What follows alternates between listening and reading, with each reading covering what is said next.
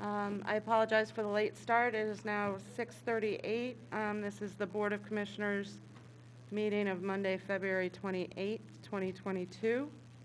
Can we say the Pledge of Allegiance? I pledge allegiance To the flag of the United States of America and to the republic for which it stands, one nation, under God, indivisible, with liberty and justice for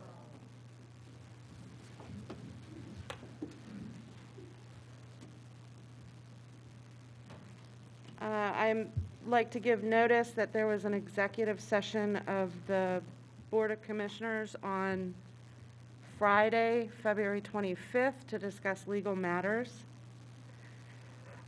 And given the conversations that we had with the community last meeting, we have opened up this agenda. We'll open up with a discussion of unregulated substance ordinance. And I would like to ask our solicitor to give us sort of some baseline about anything that has occurred over the last 2 weeks. Okay. Thank you, Commissioner Mulroney. Just an update. I think 2 weeks ago, I informed everybody that no permits had been applied for or issued. There had been no discussion regarding the property at 218 East Lancaster. Some permit applications came in to the township last Thursday for the first time. The way the township handles, and these are building use and occupancy permits, but mainly building permits. And what the township does with the permit applications is to make sure they're administratively complete. So there's a series of things that, for any permit applications, you have to submit. The township's code office is in the process of doing that to see if it's administratively complete. That'll probably be done by the end of this week. I can tell you it's not administratively complete. Mr. Kachansky has a requirement to then inform the applicant what's missing. There was very little information filed about the building, what was there when Starbucks was there. We know that there were improvements done. We can tell because we've been in there. So we're still waiting on that type of information to determine, what they need to do going forward. And that's all that's happened in 2 weeks. And that was the first time we saw any kind of an application was last Thursday. Thank you very much. So because this is an issue of, we have heard from the community, we would like to address the issue of kratom and other substances. So I wanted just to open it up first to the board, and then I'll ask for public comment. I think we have all heard from the community. We recognize that this is an area that that there's not full understanding of the product and its uses. And I would like to pose to the board a suggestion that while running down any legislative or legal responses that we are able, we would also ask our Board of Health to take on this issue as our advisors in the medical and public health area. I believe that they would be the best to look at the issue in a objective manner, based in science, and provide us their medical and public health perspective. So I would like to get a sense of the board about if that is a direction that we would like to take among others. It would be my suggestion to do so, but I thought it would be okay to hear some short comment from every commissioner who cares to speak before we ask for public comment, so you can kind of see where we're coming from. Anna Marie, can we start with you? Hi, thank you, Madam President. I, have done a deep dive into the issue of kratom, more so than the Delta 8, and I'm very concerned about this product. I have young kids in the community, and You know, I just can't fathom having something that I've read to, that could be, you know, potentially dangerous to, you know, anyone in the community who might take these substances, let alone young children. And while, you know, this one particular shop says that they won't sell to children or anyone 18 and younger, there's nothing punitive that could happen if they do. So that being said, I just think that there needs to be strong regulation at the very least to make sure that these products, that anyone who sells these products are being held accountable, and you know, that we are doing our very best to protect our community. That's it. Thank you, Commissioner Jones. I think we'll just go down this line. Thank you, Jake.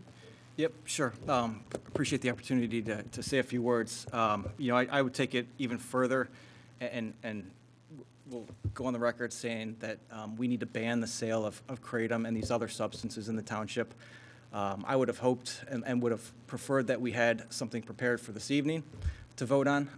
You know, I would really like to see something at our next meeting. And, you know, I understand that we want to get the volunteer committees involved. I honestly think we're setting the Board of Health up for failure, or to be the person that people focus their energy on. So it goes to the Board of Health.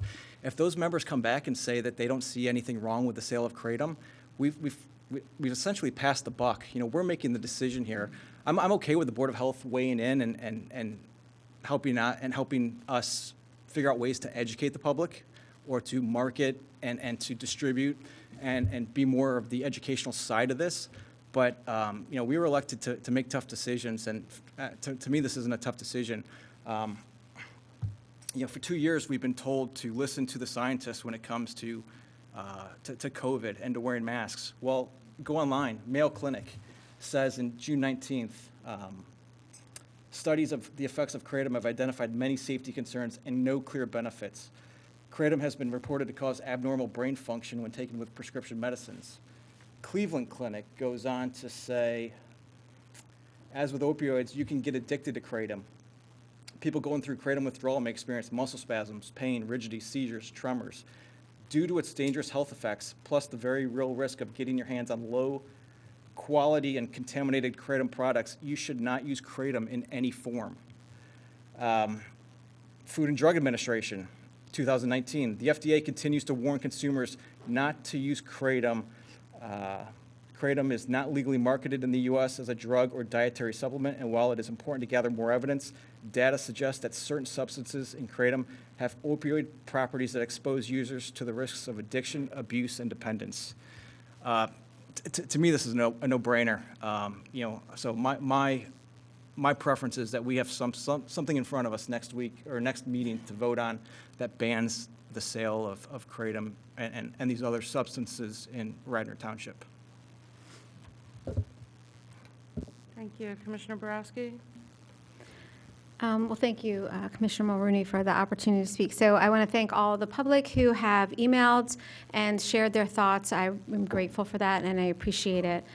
So my thoughts on this, I am fine sending this to the Board of Health, and I don't disagree with that. I do, to a certain extent, agree a little bit with Commissioner Abel that I do feel that we are putting the Board of Health in a little bit of a precarious situation, and I know that Commissioner Myers, who is our rep there, will probably have something to say around that when she speaks. But I am a little concerned about putting them in a precarious spot, and I do agree with Commissioner Abel. You know, it is, the buck kind of stops with us, and it is our decision. But I'm fine doing that if that's the sense of the board. What I would like to definitely make sure happens is that whatever we do, it sticks. I don't want to run off with a knee-jerk reaction of let's ban it, and then that comes back to us, it comes back to haunt us as something that we can't do, or that somebody comes back and challenges it. I want us to have a well-thought-out strategy as to whatever we're going to do, and then act on that.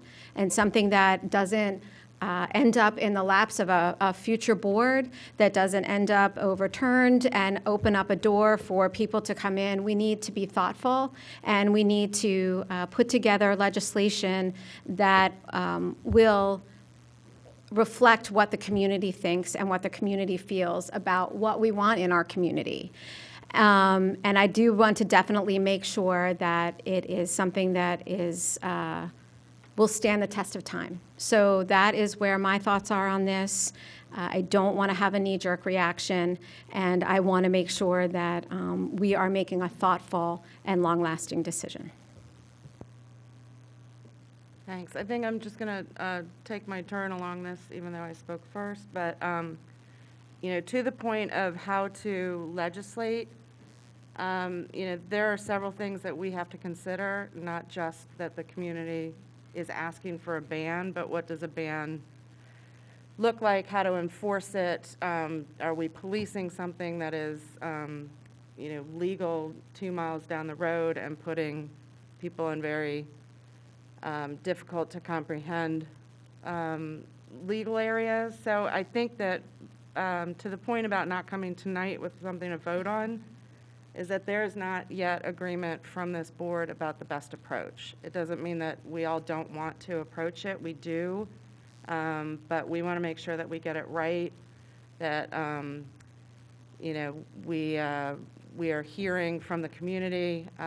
We have heard, you all are here, you've emailed, called, we're listening, and I think that is really important to get across, because if what we ultimately find that we can or cannot do is no reflection on whether or not we've been listening to our community. So I just caution kind of putting, you know, putting expectations at a level that we're not going to be able to meet. So that is my sort of hesitation with coming quickly with an ordinance that is an outright ban. But as far as how what I hope for the Board of Health is not that they are coming to tell us how to legislate this. That's not their space. Their space is to tell us what information is out there. I've asked for some explanation about FDA processes that I don't know. You know, you can read from the website about that it's been reviewed, but ultimately no action taken. I'd like to understand those processes better, and I think these folks will help us do that.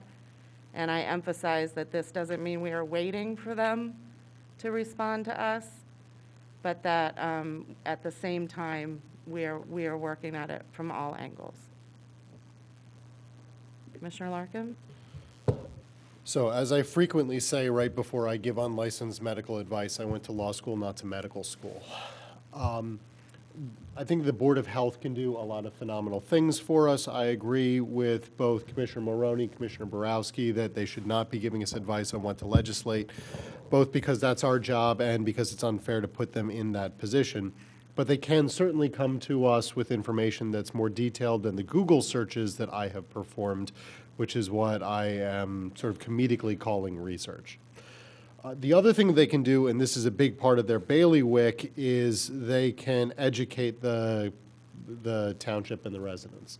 A lot of what they do is to just take information, make presentations, and I hope that this is a subject that they don't just come up with a quick report, give it to the Board of Commissioners, and then say that they're done. Instead, they can continue educating over the period of the next months or years about a drug that, whether it is in Radnor Township or not, is certainly in our community in other locations and will be available to children, adults, whomever, for a long time to come. I am going to say that I guess I'm not opposed to a ban per se, but I am extraordinarily leery of going down that path. The Controlled Drug Device and Cosmetic Act, to me, completely preempts township regulation of controlled substances that are not specifically defined by that act. I'm not aware of a single township in Pennsylvania that controls drugs in the way that a ban would require. I'm very uncomfortable with the idea that we're going to start banning substances based on, again, like I said, what amounts to Google research. I worry what future boards will decide is an appropriate substance to ban.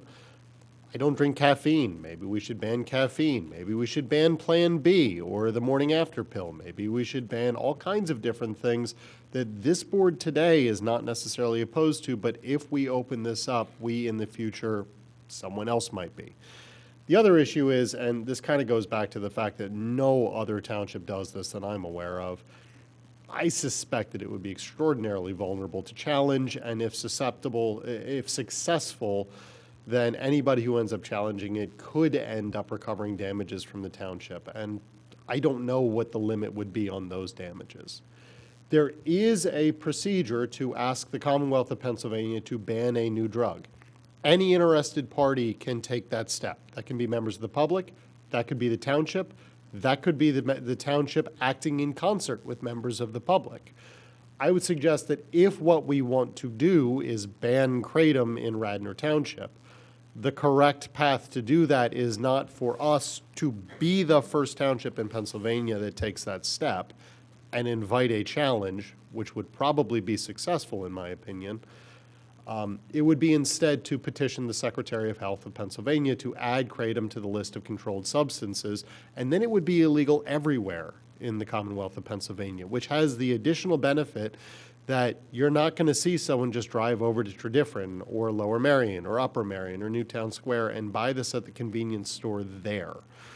So that would be my recommendation. I don't know that it's one that the township wants to move forward with, but I think that if our ultimate goal is to ban kratom, the way to do it is to go through the provisions of the Drug Act and do it right. Commissioner Farhi? Thank you. For me, this is about the process. So, Commissioner Maroney, this was placed at the end of the agenda when it was put out, and thank you for moving it up, because there are people in here that want to see that, so thank you. It's good. Anna Marie, having a seminar, what is it, Thursday? Thursday, if you want to give a quick plug at the Yes, so on Thursday at the Radnor Middle School, we're going to be having a kratom and Delta 8, just an education seminar, town hall that was put together by several of our Third Ward residents. And we have a couple of medical experts who will be there, attorneys who have, one attorney who settled a lawsuit based around a kratom death, and it should be very informative if you all want to attend. 7 o'clock at Radnor Middle School. Thanks. So getting back to the process, you're having a meeting, and I think it's great that it's at night. I know that the CBD Kratom, that company's having a meeting, I think it's tomorrow at noon, which is going to be difficult for a lot of people, especially me, to go to work. So I think it's good that it goes to the board. I want an unbiased opinion. I don't want to hear that it's the worst thing in the world, if it is. I don't want to hear that it's going to cure everything, which it could be. I want to hear honest facts and evidence. Not to say that, everyone's very dug into their positions at this point. And I just want to hear all sides and get as much information as possible. So that's the process that I am comfortable with. So I am comfortable having it go to the Board of Health, but I don't want to pigeonhole them. If they don't want to, they're not comfortable to make a recommendation, don't. Just give us the information that they have. They're the medical experts. Now, when it comes to a flat-out ban, let me back up. When it comes to a flat-out ban, for me, I think we need to look at certain things about safe passage issues. So if you buy it in, as Jack said, in Lower Merion, and then you drive through Radnor and get pulled over, what happens? What happens if you're a UPS driver? You can buy it on the internet. What happens if you're a U.S. Postal Service person? We can't arrest them necessarily, and it's not a good idea. Those people that have it, are they grandfathered in, or is it going to be criminalized or penalized, or is there going to be a fine if they get caught with it?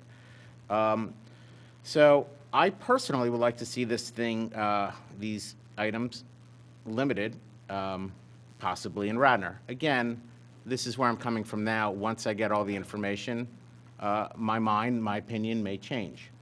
So you can limit the sales in Radnor. You know, if you're currently selling it, fine. Then you can sell it, you're grandfathered in.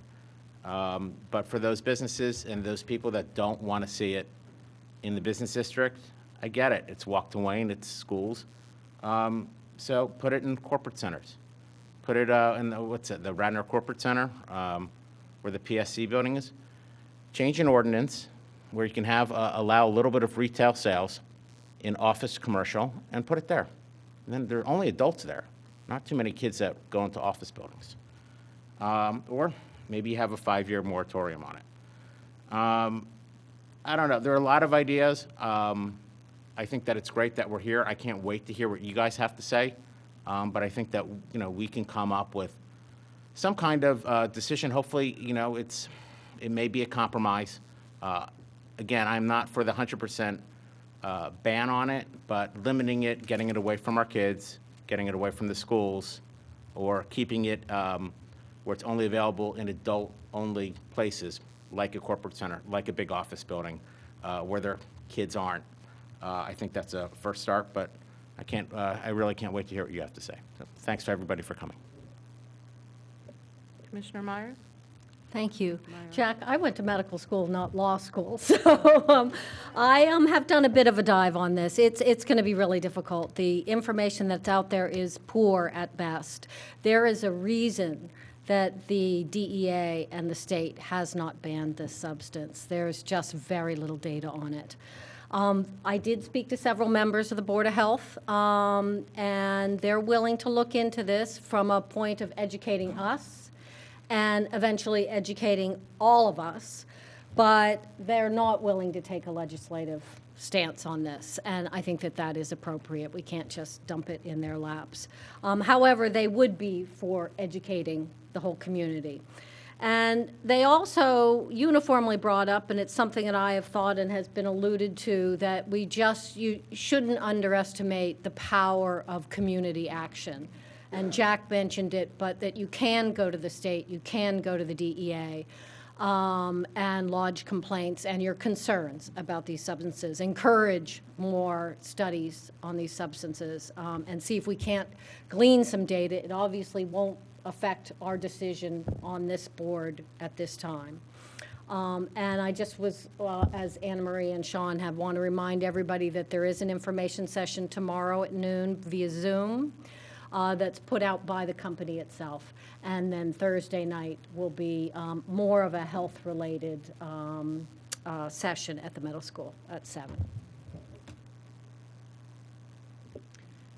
Thank you all very much. So I think I am hearing a sense of the board, at least on the discrete issue of sending it to the Board of Health, that we would ask staff to work with the Board of Health. Maggie's the liaison, and she can work with the chair. It's my understanding their next meeting is not for over 3 weeks. So they're with a public meeting, they would need 1 week to post. So it would be possible to do a special meeting. I will leave that decision up to that board. If any of you have a feeling about that, you know, let them know that you'd like a meeting sooner rather than later. Maura, sorry to interrupt, but I did speak to the chair today of the Board of Health, and he is willing to have a special meeting. He said he'll probably call it for midweek next week, and they just need about, just a couple days to deliberate. We both agree that there was a sense of urgency around this, not an emergency, but urgency. So, yeah, that's where he stands right now. So it looks like that's the way it would go. Keep your eye on the Township website. We'll have the date and information about a special meeting, and it might be picked up again at the regular meeting scheduled for the Board of Health. So am I reading this right, that we all at least want to send to the Board of Health? Bill, does that work for you? Yeah, we were just confirming that we'll work with the Board of Health Chair in making sure that that gets scheduled, advertised properly, and then rolled out on the website. Okay. Thank you. And if you're watching, Dr. Simmons, thank you very much. So now I am going to open this to public participation. A couple of things to remember. You must be a resident of Radnor. Please state your name and address. Please keep your comments to 5 minutes. And please only approach the podium for one comment. You can make a comment at a later, at the end of the meeting. We will also have public participation, but one turn at the mic at the opening participation time. And I will call up the first. Is there any public comment?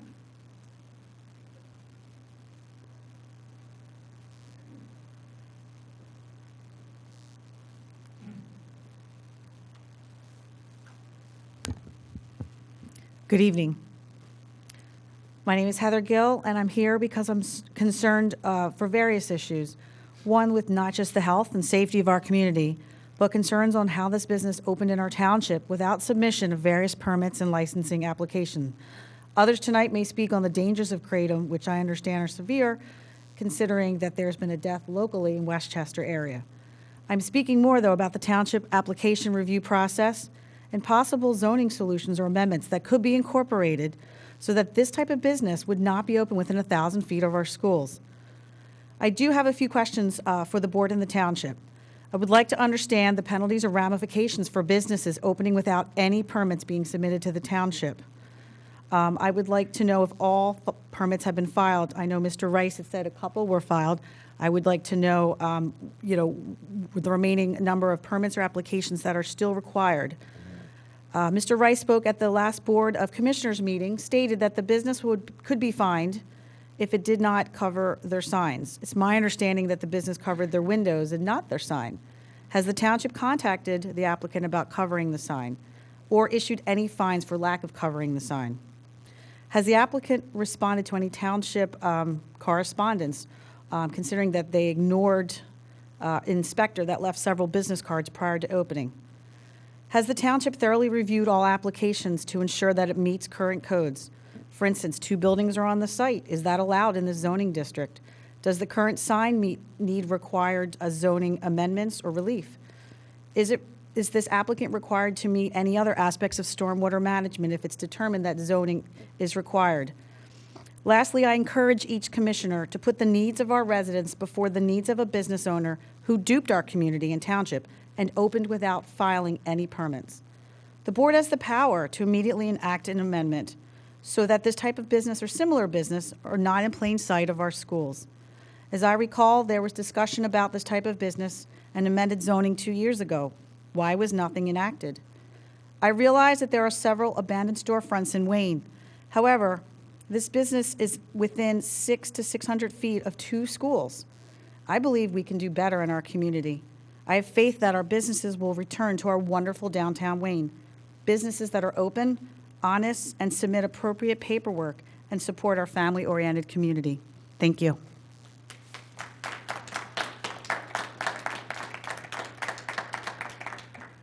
Is there any other public comment?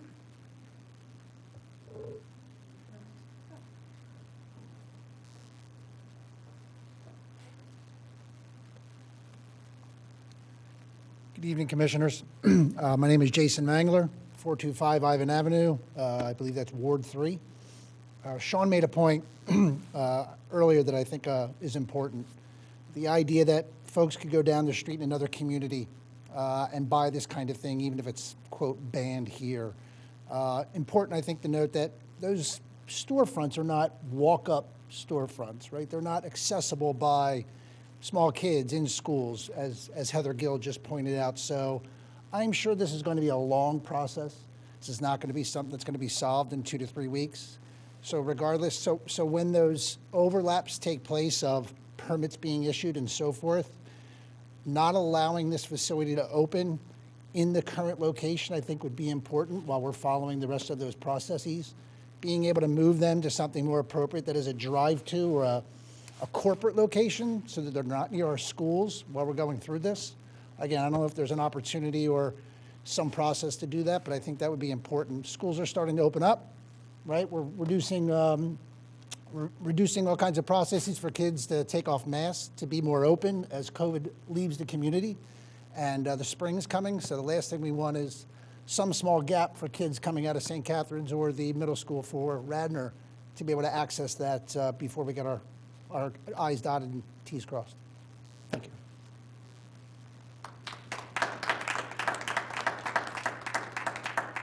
Is there any other public comment?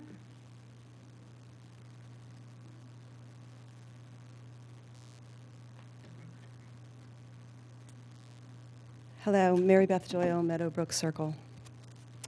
I, like many Radnor residents and many people who I spoke to beyond Radnor, had no idea what Kratom and Delta 8 were just 2 weeks ago, before it was thrust upon us when that sign and that building with the big pot leaf opened up, and kids were taking selfies in front of it, just a few yards from their elementary schools.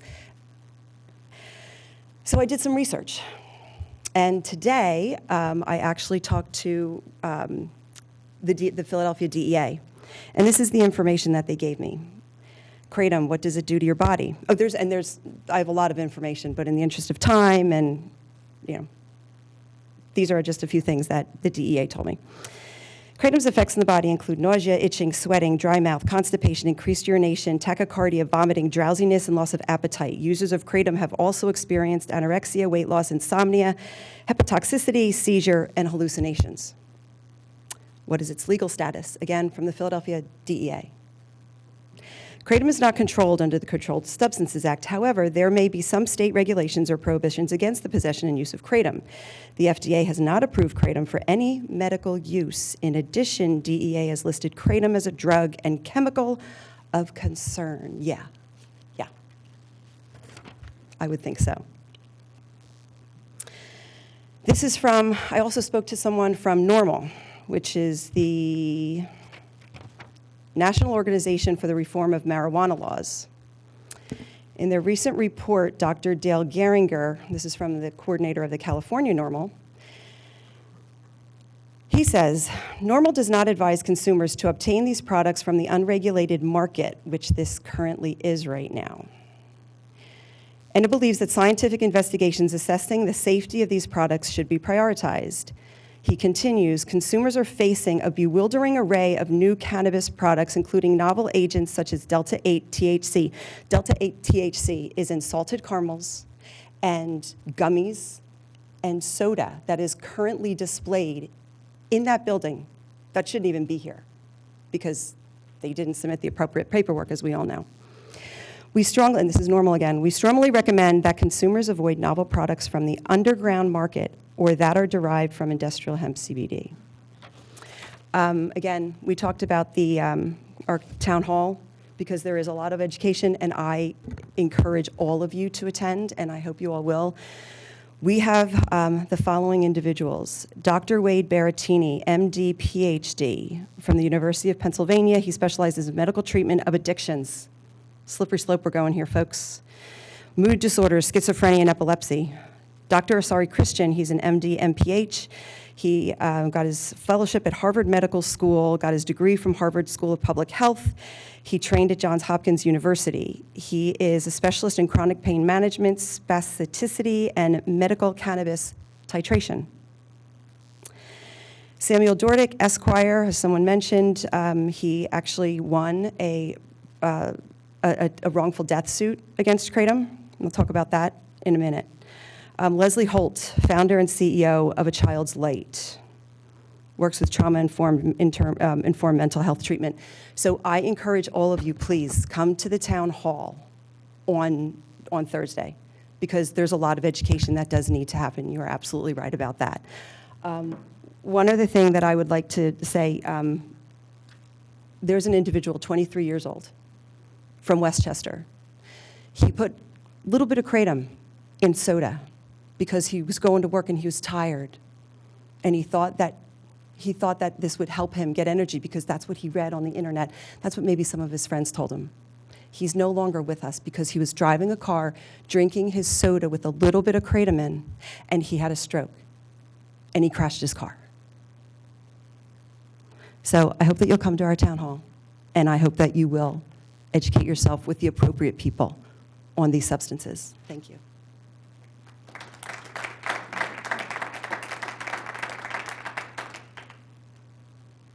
Would anybody else care to speak?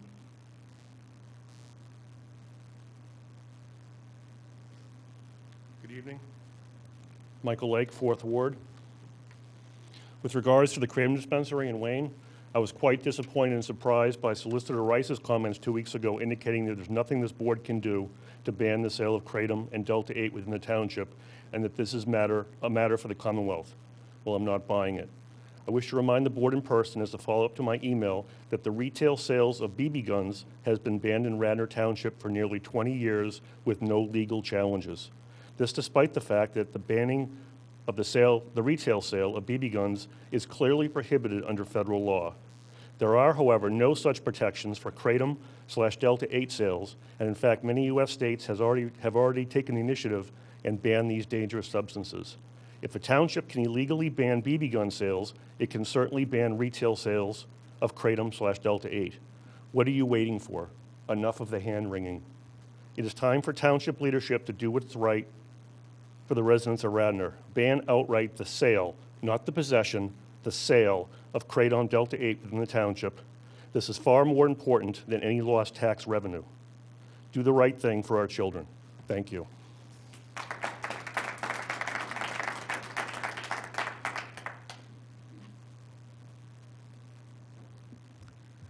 Anybody else like to speak on this or any other issue?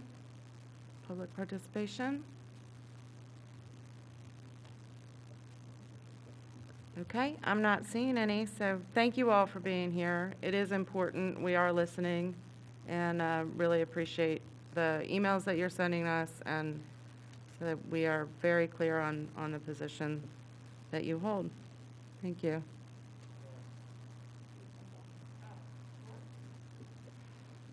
I don't know if these 2 letters were read yet.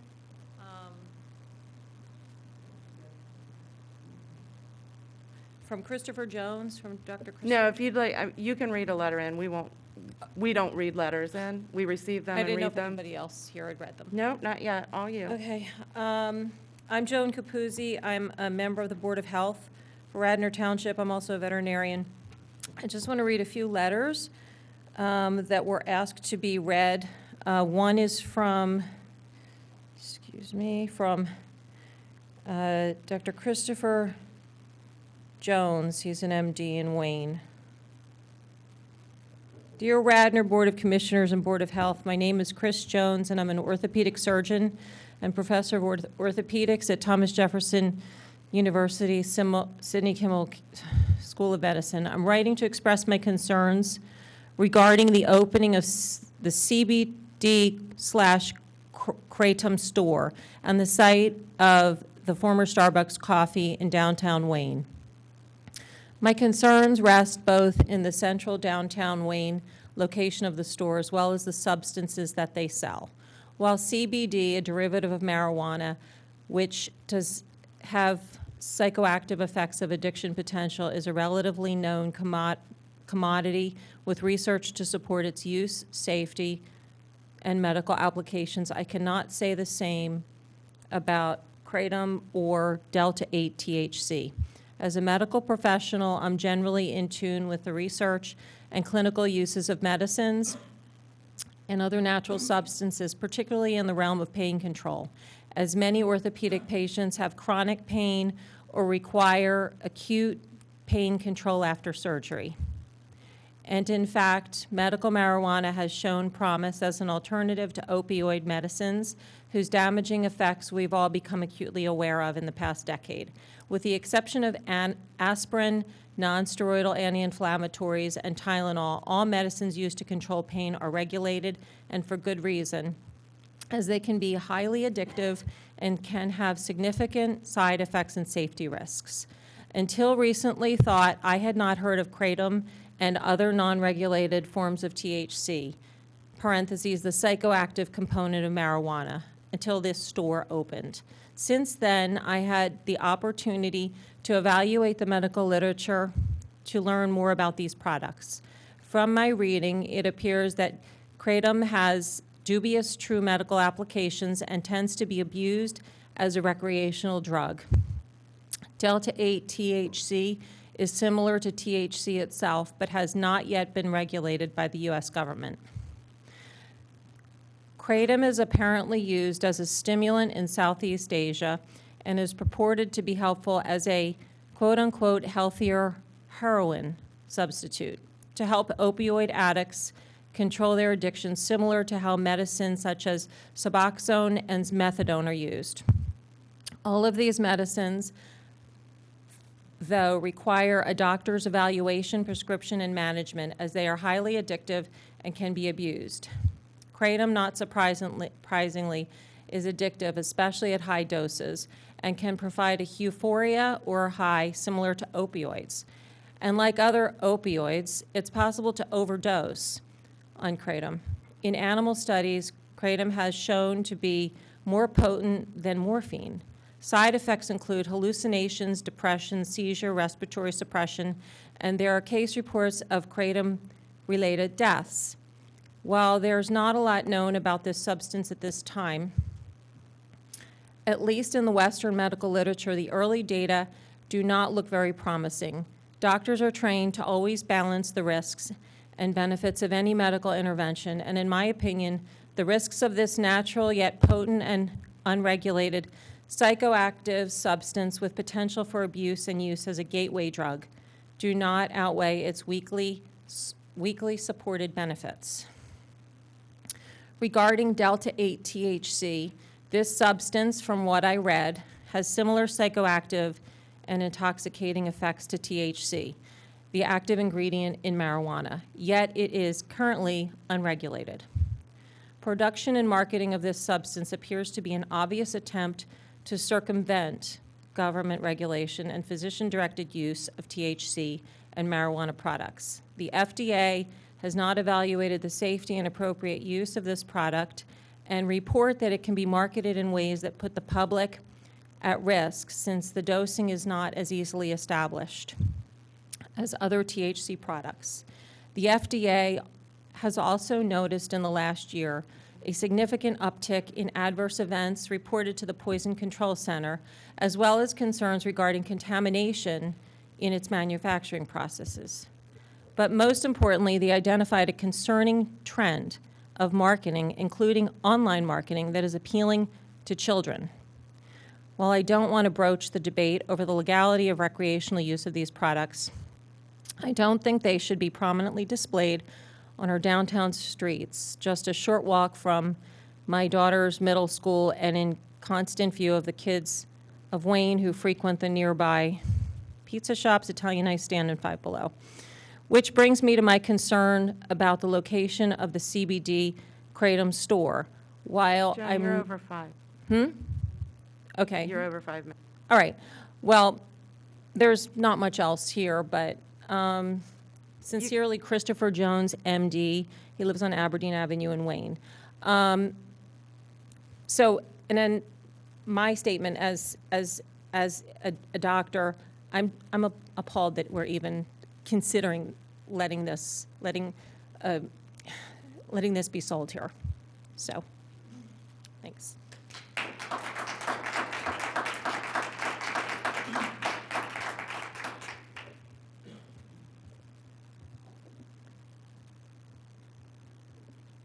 Any further comment?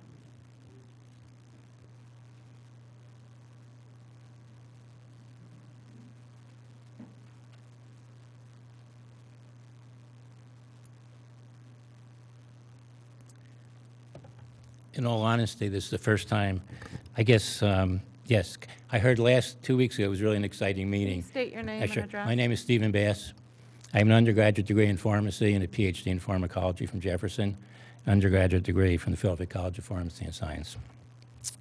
So this is the first time I've been hearing about this, but I thought you'd get a kick out of this. So I use Wikipedia because I contribute to Wikipedia, so it must be a good source of information. But if you wonder what's happening worldwide, what's happening with KATM worldwide. The ASEAN nations, the Association of Southeast Asia, as of 2013, KATM was listed by ASEAN in an annex of products that cannot be included in traditional medicines and health supplements that are traded across Asian nations. Australia and New Zealand, as of January 2015, KATM was controlled as narcotic in Australia and under Medicine Regulations 1985. In New Zealand, so in Australia and New Zealand, it's pretty much been banned. In Canada, as of October 2020, Health Canada disallowed marketing of kratom for any use by an ingestion and has been taken action against companies marketing it for such purposes. Kratom can be marketed for other uses, such as incense, which is kind of interesting. In Europe, as of 2011, since Europe seems to be a hot topic lately, as of 2011, the plant was controlled in Denmark, Latvia, Lithuania, Poland, Romania, and Sweden.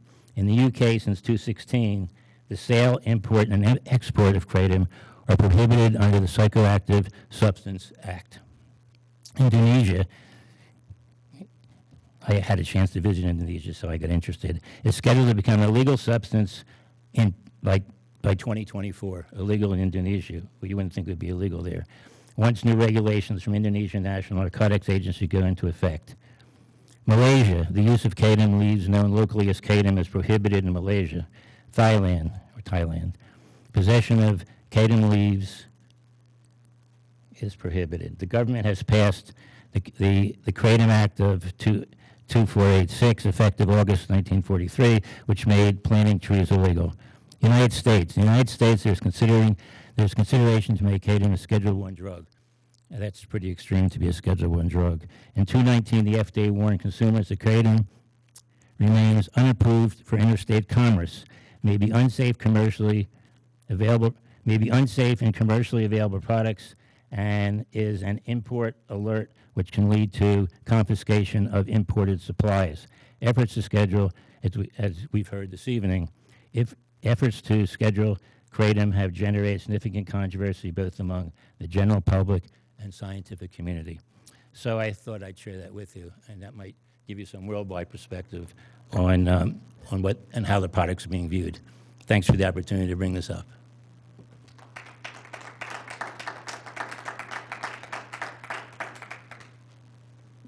Is there any other comment on this issue? Do we have public comment on any other issue? Okay. Appreciate your input. Thank you so much. We'll move to the agenda.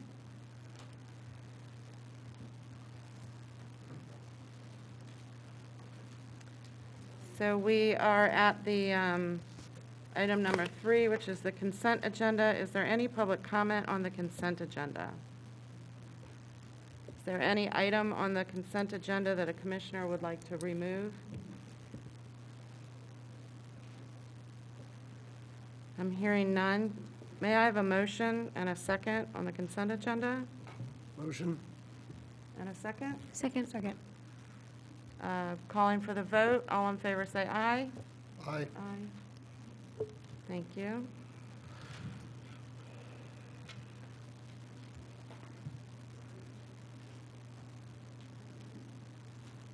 Okay, our next item is item 4A, Resolution 2022-07, approval of Delcora Eastern Service Area Act 537 Plan Update. Mr. Norsini, can I ask you to lead us in on this? Sure. Thank you, Madam Chair. Tonight we have Charlie Hurst from Delcora, who's going to step through this, the Act 537 amendment, and he can provide all the detail the board should need in making a decision.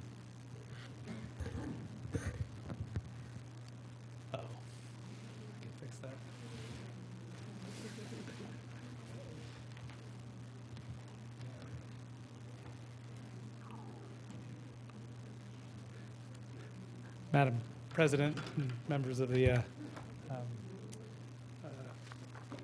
commissioners, I appreciate the time, the opportunity to be here. I'm Charlie Hurst, Director of Engineering with Delcora. Fortunately, this is not near as complex of a topic as your previous topic.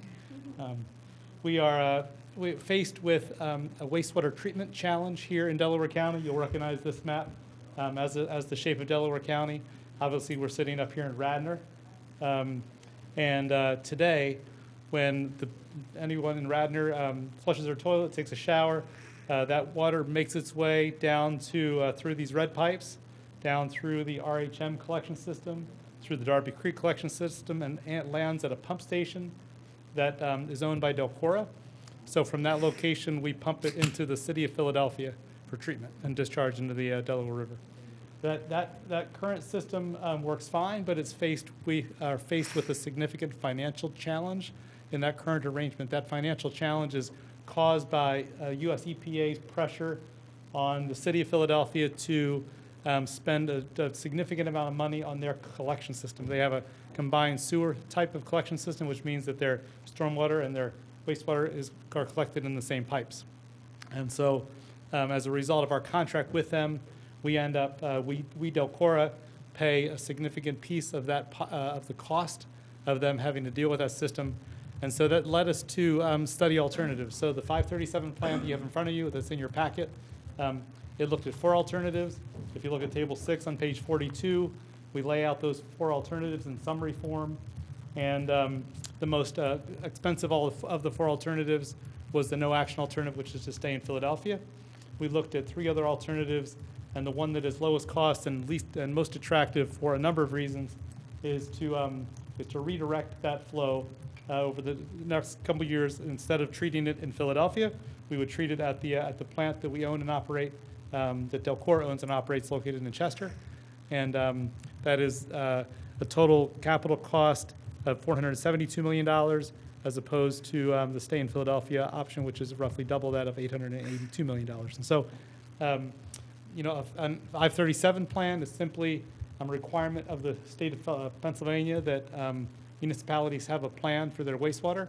And so we're here to ask for your adoption of this plan as your plan to treat its wastewater. Happy to entertain. It's a very high-level review. Happy to answer any questions you have. So Yes, commissioners? I just had 2 quick questions. So my first is, and I'm not sure who this is for, but in all of the materials, it says that this plan needs to be submitted to the DEP by January 2022. So are we running behind on that? We're a little behind. Okay. Yeah. We sent it out for adoption in December. Getting 46 municipalities to do anything together is a small challenge. But we've been staying close coordination with DEP on this. It's not the schedule is not their schedule, it's more our schedule in order to get the permits approved. So we're very close to being able to have almost complete municipal adoption, and then it would lead to submission. And then just for my own question, in the executive summary in the beginning, it talks about, I guess, detaching from the Philadelphia Water Department. So explain that to me a little bit. You know, what does that mean, and how is that a cost savings? And yeah, so the cost savings. So currently we pump through what amounts to this green pipe that you can see on the graphic into the wastewater plant that sits by the airport. Our cost of treatment at that location on a per gallon basis is roughly 4 times the cost of treating the waste at our Chester plant, and that's just on a gallon basis. So there's a cost savings just there, you know, apples to apples. But the real cost difference comes from the fact that our contract with Philadelphia, which expires in 2028, it has embedded within it a requirement that we pay for the upgrades of their combined sewer system.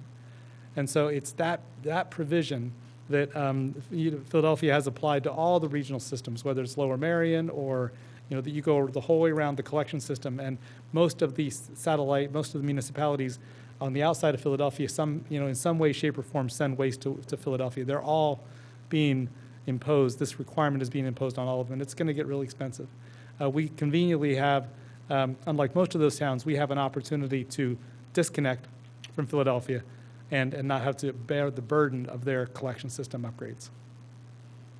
Can you talk a little bit about the disconnect from Philadelphia? It sounds like we were committed through 2028 and we're leaving 6 years early. Is there penalty? Is there something about that process that makes it Yeah, it's a- just easy to walk away? It's a good question. I wish we were leaving 6 years early. It'll take us 6 years to get the infrastructure built in order to leave by 2028. So the contract expires expires in 2028. We would be up for negotiating a new contract. It'll take us the next 6 years to get the infrastructure in place. The alternative that we have selected is an 8.5 mile long tunnel that both collects and stores the wastewater as it flows towards the southwest to Chester. And so it's going to take that amount of time to build the infrastructure. And that's sufficient time to build the infrastructure? It is. Yeah, we got to keep moving, and we need a few things to fall our way, but, it's primarily permits and land, are coming together nicely.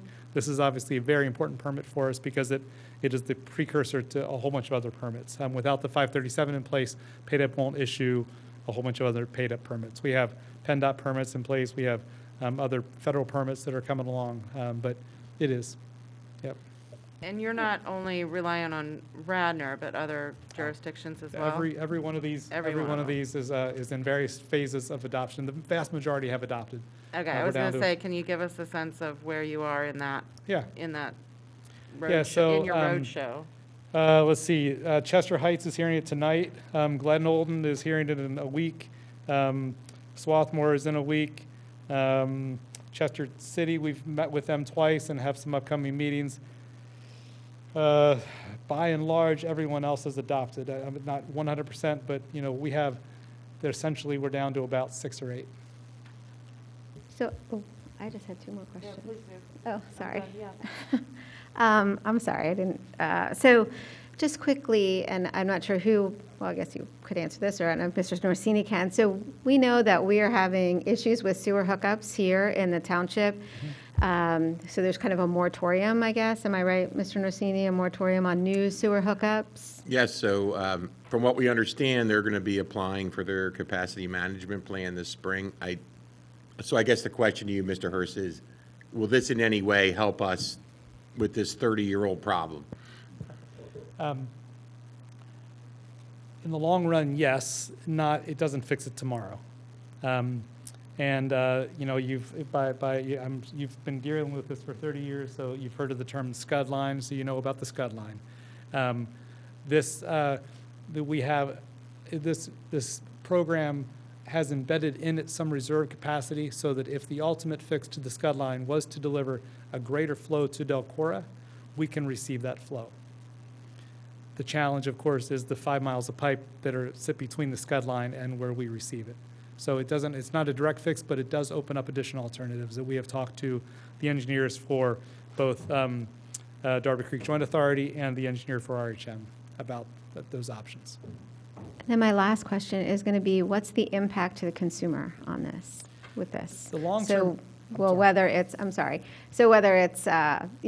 I guess, increased service, but then how will that be, I'm sure, in some way passed back to the consumer? Yeah, so the bad news is that any of these options result in rate increases.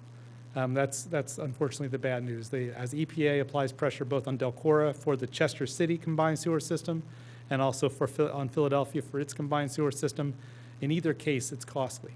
The good news is that by making this move, we can control our own destiny and control those costs in the future. The challenge with the way EPA is administering its program with Philadelphia is Delaware County, all of the municipalities have no control over what they're doing. So they're doing some innovative things all over the city. So if they build a rain garden in a library in Northeast Philadelphia, we pay a piece of that.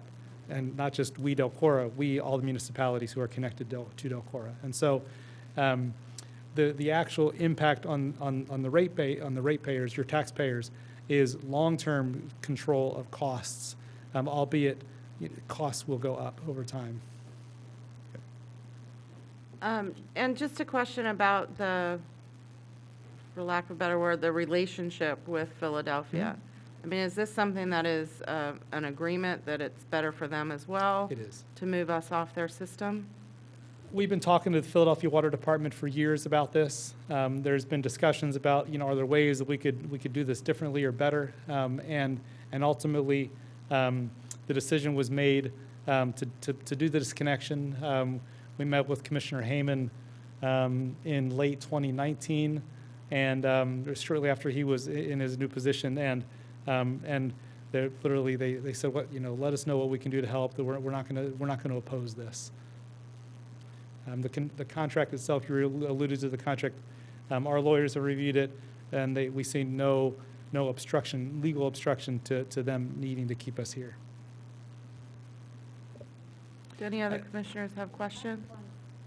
Quick clarification. On this table on page 42, Yep. I assume you're now talking that alternative 2 That's the is the one. preferred one? That's the Okay. one, yep. Just wanted to be sure I had it straight. I should have also mentioned by intro that your planning commission heard the same presentation on November 1st and voted unanimously to pass it on to you for adoption. Do you have an idea what those rate increases could be, percentage-wise, year over year, when they kick in, just so the consumers, the residents at home, can properly budget for it? Yeah.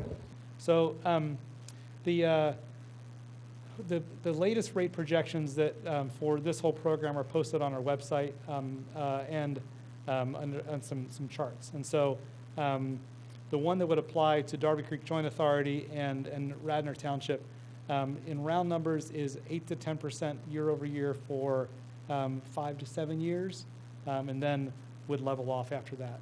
That would be under there's this parallel path where there's been discussion and an asset purchase agreement to sell those assets to Aqua. Under that scenario, that's a different improved financial situation because of the rate stabilization trust. That would be, you're looking at 8% to the 5th or 7th power. I mean, I can't. Yeah. I mean, you're looking. I mean, it's almost going to double. It's almost going to double. I mean, It's within 10 roughly- years, we can expect it to It's double. roughly double. So I mean, 8%. Yeah. yeah, Sorry. That's correct. I'm sorry. The microphone, sir. Sir, it's easier. Yep. Yep. Okay, so we can expect it to Right, almost double. Over the course of 10 years, roughly double. Okay. Yep. But not doing anything, the way I see it on this chart, it'll be twice as expensive. Correct. Yeah. The escalation curve is different Yeah. because Philadelphia costs are more back-end loaded. But yes, it is you're correct. It's either way, the costs are going to go up. Commissioners, if I may add, as with the last Act 537 adoption that was before you, if Radnor Township does not adopt this, then we are left as a standalone municipality, and we will be required to find an alternate method to treat our sewage, whether it be building a treatment plant or going to some other treatment plant, but we would then be on our own. Well, have we looked at going to Lower Merion? I know Villanova does that. I mean, that's one option. I mean, if they have the capacity. Is it something that we should look at? I mean, every alternative. It's going to be more than double. I mean, the rule of 7 is, if you're a financial advisor, you know anything about finance, that if you get 7% return, it should double in like 7 years, give or take. So Commissioner, Lower Merion goes to the same place in Philadelphia, so it's the same route. There's no You end up cost. in the same place. Okay, there's no cost savings. Correct. Okay, that's my question. Thank you.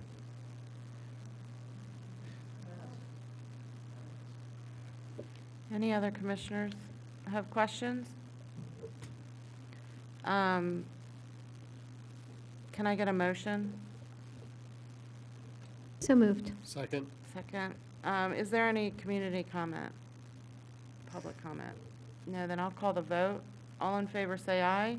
Aye. Thank you very much. Thank you for your time. Have a good night.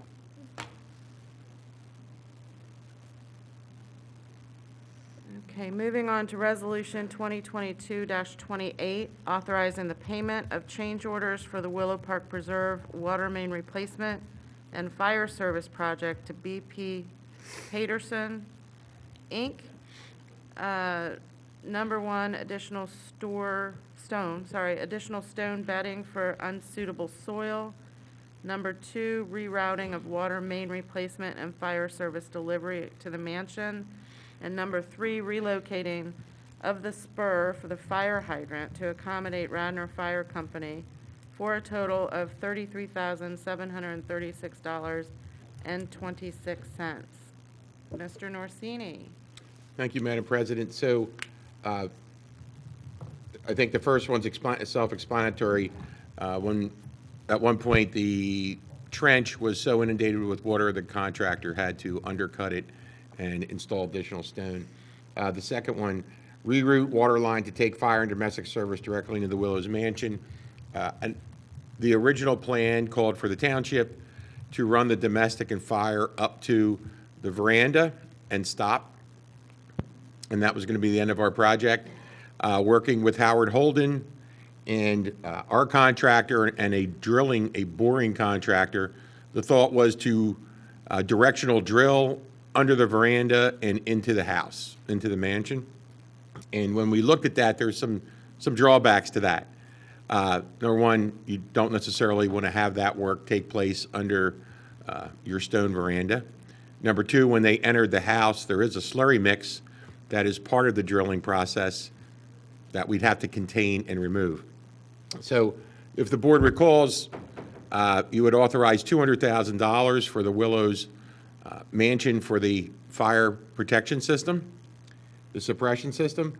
So it made more sense to reroute our sewer line and bring it directly into the basement in a better spot that's more accessible than leaving it 30 feet away and have all this other work. This reduces some of the burden of that $200,000. So in essence, the township was going to be paying for this either way. So that was that part. What this also did is, after meeting with Radnor Fire Company Captain Joe McGuire, he requested that the fire hydrant be relocated closer to the mansion to better help the firefighters, should the event there be a fire, to better serve the mansion. And in doing so, in doing change order number 2, that reduced the cost of change order number 3 by about $10,000. So in the end, the Willows mansion gets its water line installed in a conventional method in a spot that's better located within the basement for their contractor to address the fire suppression system. And number 3, we have a fire hydrant that's now better located for our firefighters to protect the mansion and themselves.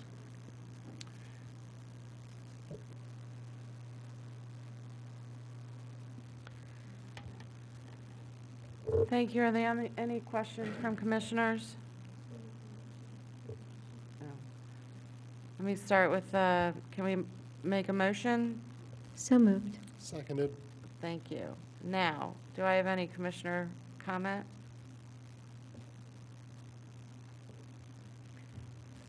So I was just going to ask, Mr. White, at our last meeting, we talked about the 1.8, 1.6, I forget exact amount that was originally allocated for the project by the township, so for the Willows project.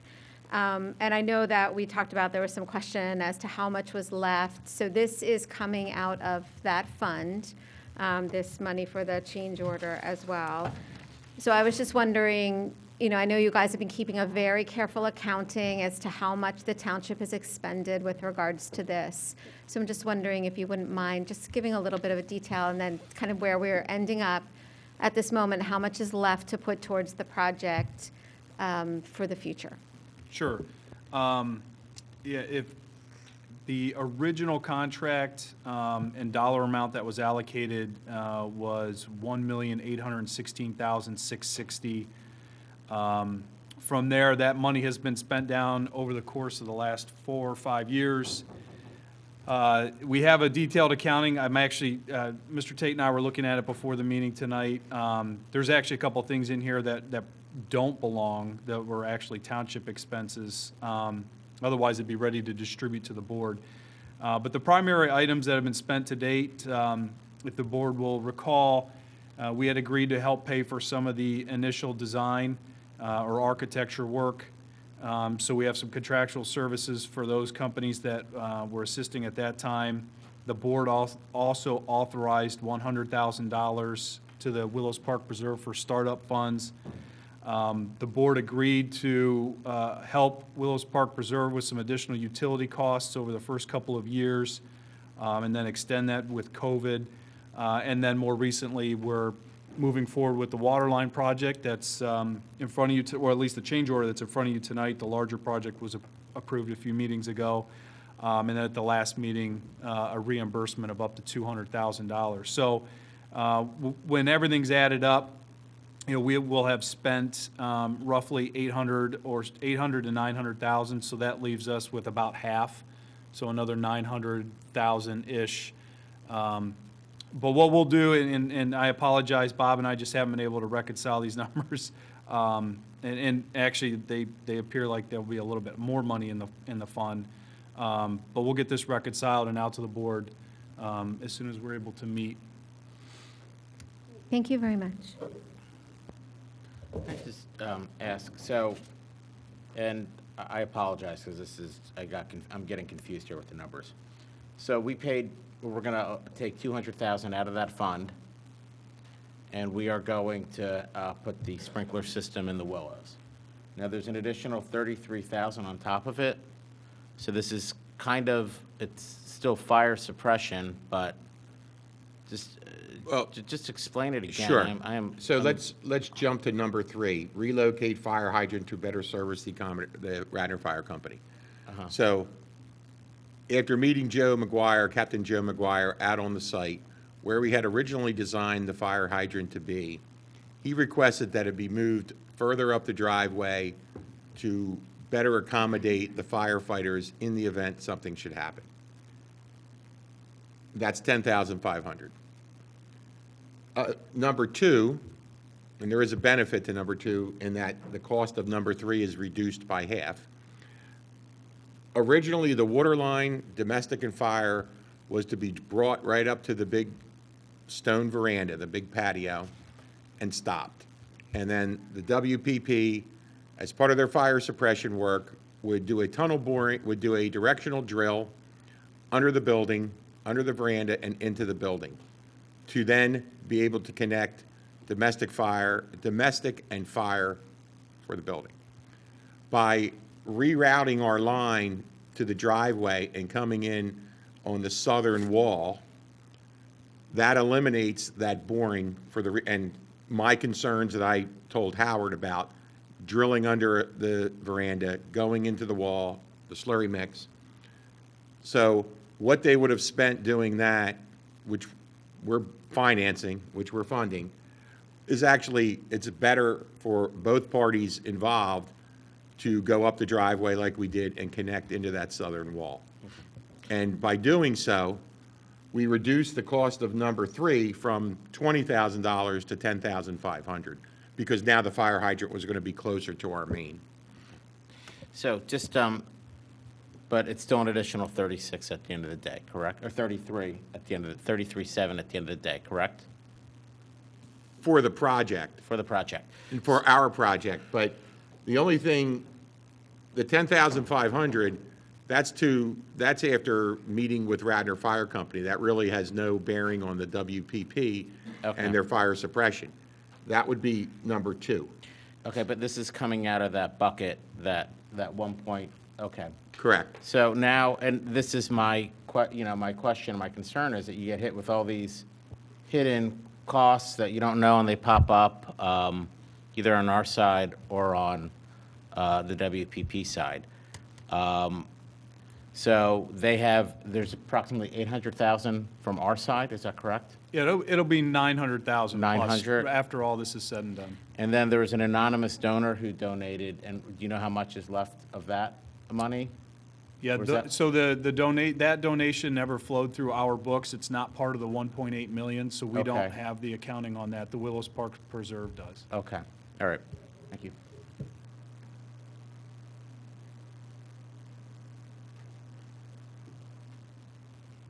Any other comment from commissioners? Any public comment? I'd like to call the vote. All in favor say aye. Aye. Thank you. So moving to item C, ordinance 2022-02, adoption of handicap space at 131 Plant Avenue. Chief, can you describe this to us? That's correct. The Highway Patrol Unit received a request and proper documentation with medical documentation to have a handicap placement of a parking space in the area of 131 Plant Avenue. Highway Patrol Unit, the Public Works Division went out, mapped it out. We're ready to go. We'd ask the commissioners to adopt this ordinance. Can I get a motion, please? So moved. And a second? Second. Thank you. Any commissioner comment? Any public comment? I'll call the vote. All in favor say aye. Aye. Thank you. Unanimous? Unanimous. Unanimous. That's my word. So we are moving on to section A, resolution 2022-17, authorizing the engineering department to receive sealed bids for the construction of the Valley Run Stream Bank Stabilization and Culvert Extension Project at Robin Hood Road at an estimated construction cost of $450,000 to be funded from the Stormwater Fund. Mr. Norsini? Thank you, Madam President. Actually, Steve, before you jump in, I just, Madam President, if I could, just. Yes, of course. We carved out this section of the agenda and identified it as stormwater. We've done that a few times as projects accumulate and move forward. I wanted to take a few seconds, as we've talked about over the years with all of the different stormwater projects and issues that go on. I wanted to recognize Steve and his department and the consultants that assist in moving these projects forward. So we had quite a few on the last agenda. There's a few more here tonight. These are all projects that are moving forward after multiple months, years of discussion and engineering and evaluation. So I wanted to recognize that department for moving these forward. And as is always the case, there's many, many more that are in various stages of design and development. So this will continue to move forward. But we identified this separately on the agenda tonight because we are moving forward with a lot of these different stormwater issues. Thank you very much for that explanation. Mr. Norsini, you want to pick it up? Thank you, ma'am, and thank you, Mr. White. So you might remember in 2020, we had some very severe weather. There's a creek that runs under Robin Hood Road adjacent to a house. The board did authorize emergency repairs to that. That was the one where the house was, the foundation was almost undermined, the air conditioning unit was hanging by a rope. It was pretty severe. It was, our gabion walls were all deteriorated. So we did an emergency fix. It was not a fully designed and engineered fix. It was a stopgap measure to get us to this point. With Gannett Fleming as the designer and taking us through the permitting process with DEP, which was considerable, we're here tonight for two items, 17 and 18. So we're asking to go to bid to do this project, and part of this project is we're going to eliminate that open stream in between the two houses. We would pipe it, and this has been through the DEP permitting. It takes that problem away from that house, and it discharges down. So what we're requesting tonight is approval of this ordinance and the subsequent ordinance where we're requesting to buy the pipe for the project. It is somewhat specialized, it is large, to buy that pipe for two reasons. The first reason is it will save us money because we're not going to have a contractor's markup on it. We're buying it via CoStarz. But more importantly, we get a jump on the long lead time. I know I tell you folks all the time about supply chain issues in the construction industry. They are real, they are occurring, and in this way, we can order that pipe and get on that 8 to 10 week lead time as opposed to awarding the project and then waiting another 2.5 months. So we're respectfully requesting that resolutions 2022-17 and 2022-18 be approved by the board. Can I hear a motion, please? And a second. Thank you. Commissioner comment, I'm just going to start real quick. Can you, again, we will vote on these separately, but I understand there are two resolutions that are tied together. Can you just differentiate between the two? The resolution that I just read was for a cost of $450,000, just to give you all a preview. The next one is an additional cost of $58,867. So if you could just help us understand the dollar figures? Yes, ma'am. So Resolution 2022-17 is our request to go to bid, sealed bid, to have a contractor construct this project. And that amount includes an estimate for construction, contingency, as well as inspection. As part of that project, we're proposing to pipe the stream from where it exits Robin Hood Road beyond the house. That will become lawn when we're done, and it's no longer eroding away at the house. So 2022-18 is allowing the engineering department to purchase via CoStars from Contech that pipe to do this project. And the reason I'm requesting that is twofold. I believe it's going to save us money, right? We're purchasing it directly. There's no markup from the contractor. It's going to get delivered to the site. And secondly, we have a better control over the 8 to 10 week lead time for these items. But to be clear, it's just enough pipe for this project. We're not, It is solely the exact pipe for this project. It's a very specialized pipe that's designed specifically for this application. understood. Other commissioners? So this house is in my ward. Mr. Norsini is not joking about the fact that this house pretty much almost fell into the creek. And this is because of a failed township project done many years ago prior to our fabulous Steve Norsini. This was also, we also received a $500,000 grant from the state, correct, for this also? Or I know it kind of all comes out in the wash, but we did receive $500,000 for stormwater from the state. So thank you to State Representative O'Mara for her help with that. I would urge the board to approve this. I think it is a really good fix for a project that gone bad, that the township had done many years ago. And I think some of that is because the ideas of how you fix stormwater or how you manage stream bank have changed over the years, and how you manage the stormwater and the extreme runoff that we get now these days. So I would ask my fellow board members to join me in supporting this, not just for the amount, which I applaud the staff for working hard to find some cost savings on such an expensive project, but for the residents that will support. Any other comment from commissioners? I have a question, a couple comments or questions. So for starters, the $500,000 grant wasn't specifically for this project. It was for all the projects? No, that was, and that, you can thank Mr. White for that. That was specifically for this, and that was used towards the emergency repair back in the day.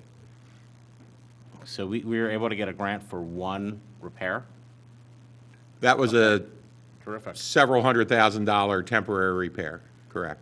Okay, and the state paid for it, not us? I don't remember the final cost, Commissioner. It was 2 years ago.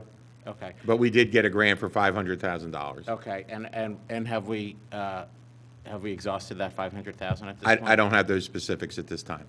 Okay, because I'm just curious, because I specifically remember this, and I'm just curious what the total project cost is, and not, you never want to eminent domain anyone's house or take it away, but there comes a point where, if we're going to spend $1.5 million and we're looking at $450,000, and then there's another $500,000 you're saying from the state, plus another $58,000, I mean, you're looking at a lot of money. And I'm not saying that you want to do it. I'm just saying that in these times, we need to look and examine everything. We did do as that, horrible. Commissioner. No, I know that we did. Back in the day, we said, here's the did. estimated cost of the house. I did. Here's the I estimated know. cost of the two projects. And it made, on more than one level, it made sense to remediate the issue. Okay. Two more Madam President, if I, because it answers one of your questions Okay. directly, Commissioner. In the legislative summary, Dennis was able to, he did do the accounting on the repair versus grant, and he's noting that there's approximately $338,000 remaining from the grant still. Oh, okay, great. So Yeah, then that'll this be will- applied towards this Excellent. portion of the cost. Excellent. Well, thank you, Representative O'Mara, if that's, and you, Bill. Representative O'Mara and the Board of Commissioners. And you, Steve, and everybody, Dennis. So two more questions. Number one, when we put this pipe in, is it going to be big enough and easy to clean? Is it going to get clogged up as most of our pipes do? Have we thought about that, looking at all of our new projects of stuff not getting caught? in Yes, these we took pipes? that into consideration, and if you, on the drawings that are in your packet, it states it's a 112 by 75-inch elliptical pipe, so Okay. it's large enough for people to walk through. And is it going to be safe enough if kids decide to walk through? How do we? It's the same as what the culvert that goes under the street now, just longer. Okay, is there anything that we can make it safe so no one, God forbid, kids or anything, but we're going to keep it as it is? Making it safe how, sir? I don't know, put a grate on it and maybe That have would to lift the grate. restrict and catch It obstructions. would, but you may have to, on days that we know that there's going to be a storm. Yeah, it's no different than what's there now, just longer. And then the last question is, I think it's great that we're experiencing cost savings by buying items for ourselves. Can we do more of this, and why haven't we done more of this? I don't We've know. done that in the past with other projects. Yeah, Okay. and Is it's this- very specific. So on the next project that's coming up before you, that's run-of-the-mill storm sewer pipe that's available everywhere. This is very specialized pipe. We work with the manufacturer specifically like piece by piece for how this thing bends and curves through things. It is available on CoStar. So we always look at that option depending on, it's very project specific, right? So we're not going to do it on a project with 300 feet of pipe. There is no benefit. So this is custom-made, so to speak, because of the bends, the ins and outs? Correct. Yeah. This is completely custom and tailored specifically for this project. Okay, thank you. And all of that's outlined on those drawings in your packet. Yeah,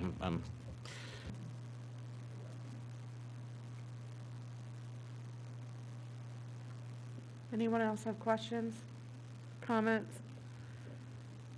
Any public comment? I'll call the vote. All in favor, say aye. Aye. Pass unanimously. So I will read in the second resolution. Resolution 2022-18, authorizing the purchase via CoStars of the pipe for the construction of the Valley Run Stream Bank Stabilization and Culvert Extension Project at Robin Hood Road in the amount of $58,867. I think, Mr. Norsini, you've explained that very well. Can I hear a motion? So moved. And a second. Thank you. Any commissioner comment on this piece? Any public comment? I'll call the vote. All in favor, say aye. Aye. Passes unanimously. Thank you. And on to another stormwater item, Resolution 2022-13, authorizing the award of construction contract B21011 for the, for the Brookside Avenue Storm Sewer System Replacement Project to Foresight Concepts Incorporated, and allowances for contingency and construction inspection and services in the total amount of $410,499.37 to be funded through the Stormwater Fund. Mr. Norsini? Thank you, Madam President. So this is a project that is literally right down here, right down from the Township building. And it is, I had noted this before when we went into design, just to manage expectations. This is an infrastructure repair project. It is not a flood reduction project. So we have deteriorating infrastructure that runs in the street and runs through one of our residents' properties.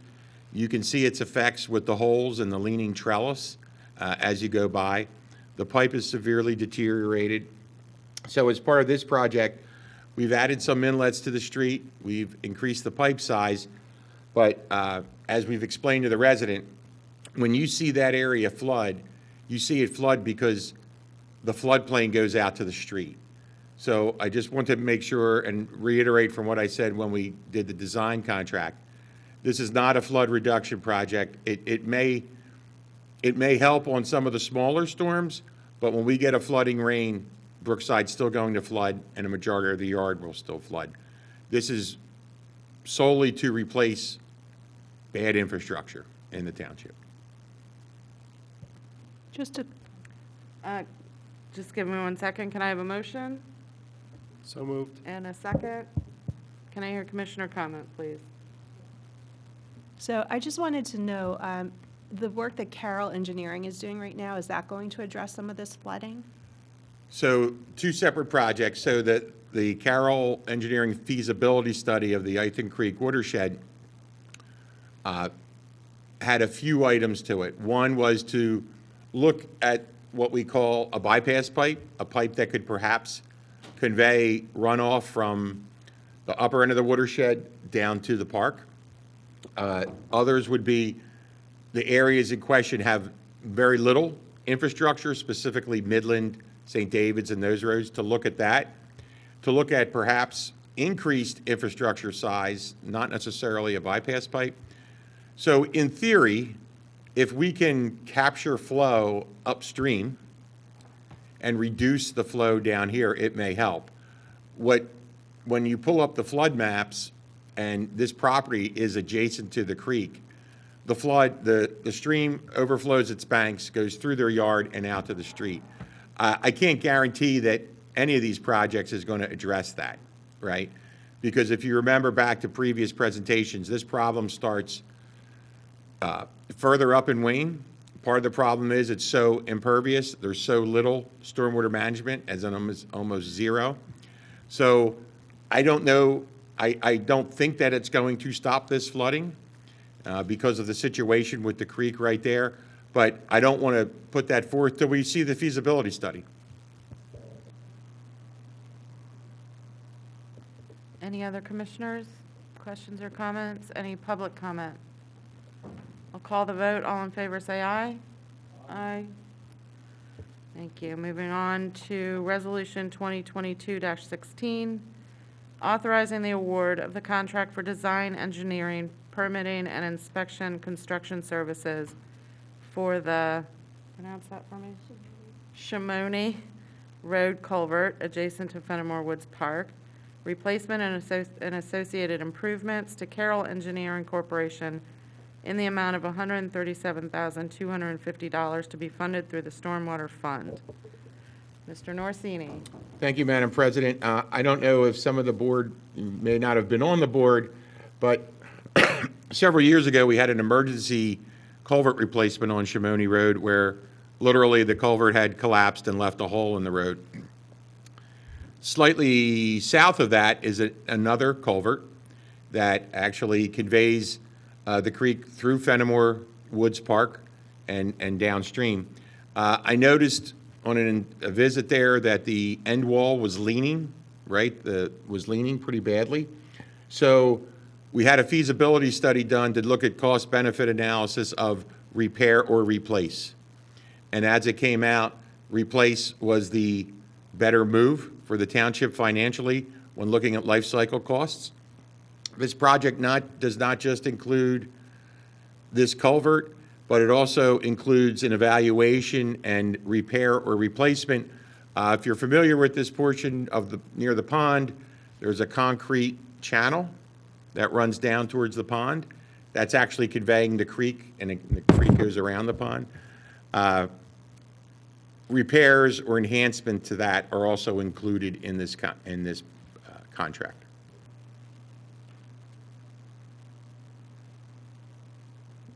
And can I hear a motion?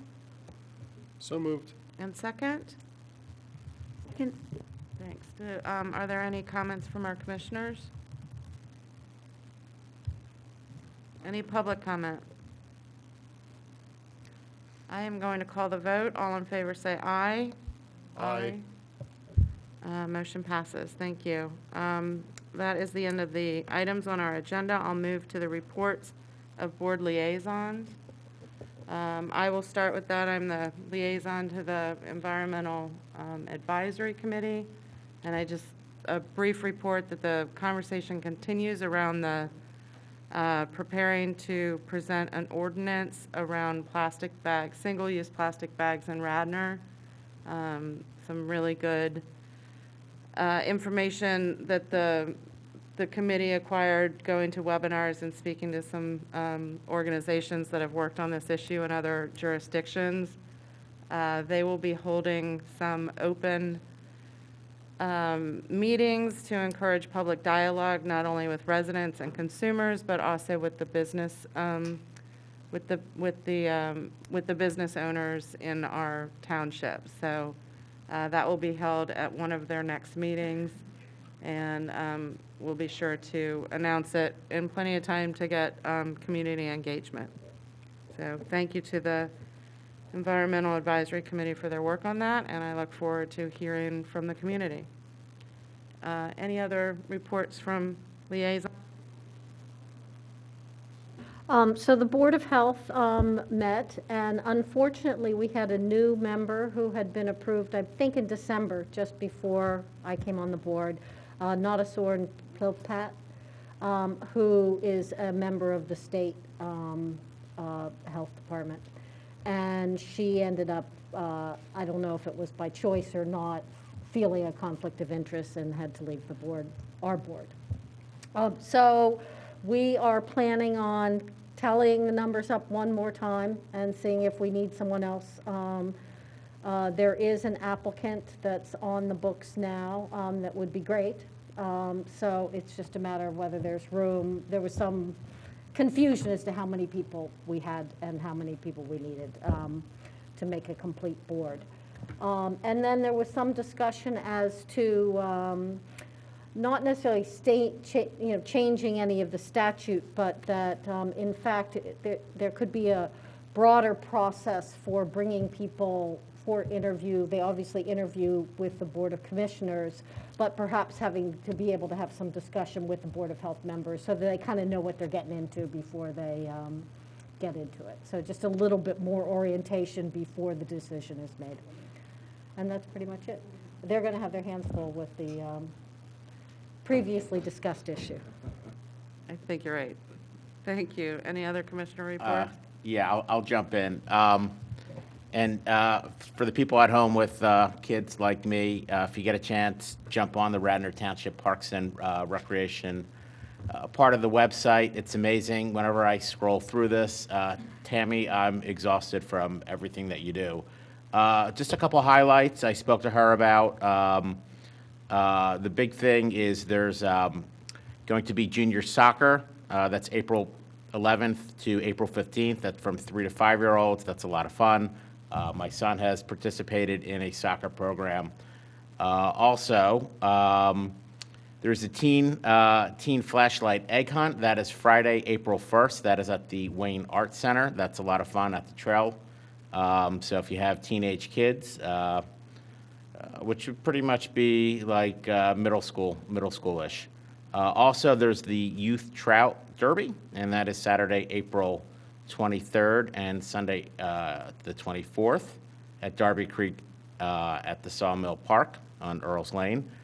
So save these dates. And they are also, one more thing, we are also looking for camp counselors for Radnor Day Camp, as well as campers. So if you have, I guess, teenage or college-age kids that are looking for a summer job, it's a lot of fun. So that's what I got. So I'll just report out on quickly the Shade Tree Commission, which met last week. They are working on their goals as well as continuing to look at the ordinance, the Shade Tree ordinance. So the hope is, I think that they will bring something to us in the next couple months as they work through the ordinance, and some things for us to consider with regards to changes to that. And to report out on the tree, the bare root tree program that they have going on, in getting rid of 80 trees. They've been doing a fantastic job. I think as of last Wednesday, they only had a couple left, so they may all be gone now at this point. But they will also be planting them around the township. And again, we have one of our local landscapers who will be helping to do the planting, so volunteering their time, along with Ricky and our public works staff, who are going to be helping to plant as well. So it really is an incredible program and a great opportunity to replace our street trees here in the township. So I commend the shade tree, our public works staff, who are all working in collaboration on this. And I will just add that I am working with the Darby Creek Valley Association, and will once again be hosting the creek cleanup, and that will be April 23rd from 9 to 12 at Skunk Hollow. So anyone who would like to go, you can go sign up at the Darby Creek Valley Association website, which is dcva.com, and just search out. So I'll be doing that in partnership with the Radnor Conservancy. And it's usually a fun morning, and we did it later in the month, so hopefully it'll be a little bit warmer, because sometimes it's kind of cold. So come on out and help clean up the creek. Other reports? Moving on to, is there any new business? There is. I don't know if this is new business or old business, but this is going to pertain to you, John. So let me just rattle this off, and then you can correct me when I'm done where I'm right or where I'm wrong. Regarding the Baptist Cemetery, I understand that now Radnor Township is responsible for that there was a petition. Now let me just rattle this off here. So my concern is this. There's never a vote. It was decided via consensus. So the petition was approved, and now we're responsible for the cemetery in perpetuity for a defunct cemetery without a board vote. So this essentially could cost thousands, maybe even millions, based on liability and potential law changes. And this is something that was not voted on by this board. So if we're going to have a liability of such, this board should vote on it. If it wasn't talked about at a meeting and I overheard it, this would have gone on. So it's not an attack at Jake. Jake, I think it's great what you're trying to do. I just don't think the township should be in the business of running cemeteries. And if we are, there should be a board vote, because this is going to go on in perpetuity forever. And like I said, it could cost thousands and thousands, if not millions of dollars. So John, if you want to talk about that, I think that we need to vote on this. That's what my concern is. Yeah, unless you've gone back and looked at the meeting minutes, my recollection, and I haven't, so when you say there was no vote. It was a consensus, hey, let's see if we want to do it, but Jake got his petition, and he did it, and now it's petition, so the township automatically accepts it? I believe that we should vote to accept. No, there's no acceptance involved. This is a 1927 statute. It's a abandoned cemetery statute. And essentially it says, if a petition is presented to court regarding an abandoned cemetery and it's signed by 25 people that live within, I believe it's 5 miles of the property, then the court will enter an order requiring the local municipality to be basically the custodian, not the owner. I mean, we had a discussion about custodial versus ownership and what the costs would be. So we're assuming liability and assuming cost. That's my concern. We're assuming liability and cost. And if the laws change where they say, hey, you have to fix every broken headstone, and I'm not saying that they will, but if they do that, we're the custodian. Or if a headstone breaks, or if one of our maintenance guys breaks a headstone, are we responsible to fix it? No. But I mean, you understand this. I hope I don't know all the questions, but this is a very slippery slope that I feel could open us up to liability. Well, what I would And- suggest, just for the whole board, because the order was signed and issued last week, I'll circulate it. You can see what the court order says. It doesn't say that we have to have burials, that we have to, that the township has to repair stones. It's maintenance, it's cutting grass, it's taking care of trees. That's it. And that's what the statute contemplates. And we really, if a petition gets filed, the township doesn't have, there's no acceptance. The court enters an order, it goes into orphan court, and the court then enters an order. We prepared the order, the proposed order, so it wouldn't impose those costs that you're concerned about. But this wasn't in a, I mean, was this in a packet? I mean, shouldn't the public have seen this? I mean, shouldn't there have been better dissemination of whatever you prepared, or whatever was decided, or the petition, now that it's been approved? Well, the board authorized the petition, we filed it. The board did not authorize the petition. No, the board did not authorize the Okay. petition. This was not a resolution. This was consensus. Just, at the June 14th meeting, the board authorized a motion to file the petition with a vote of 6-1 after a public discussion.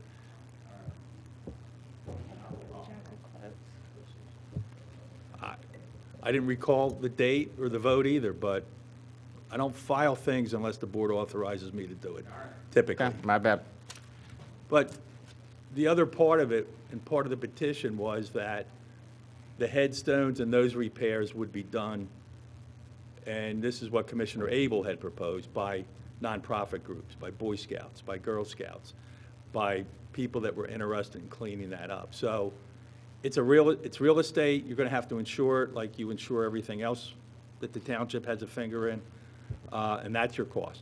And mowing, and I think the township's been mowing the grass for a year voluntarily.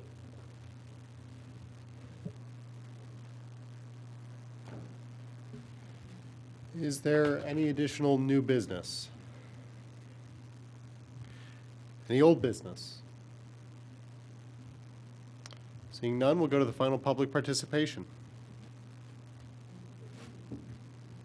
Seeing none, I will ask for a motion for adjournment. Is there a motion? So moved. Second.